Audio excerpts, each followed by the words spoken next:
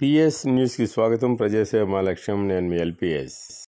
ఆంధ్రప్రదేశ్ రాష్ట్ర మాజీ ముఖ్యమంత్రి డాక్టర్ వైఎస్ రాజశేఖర రెడ్డి 15వ వర్ధంతి వేడుకలను పల్నాడు జిల్లా పెదకూరుపాడు నియోజకవర్గం మండల కేంద్రం అచ్చంపేటలోని వైఎస్ఆర్ విగ్రహం వద్ద అత్యంత ఘనంగా మండల వైఎస్ఆర్సీపీ శ్రేణులు నిర్వహించారు.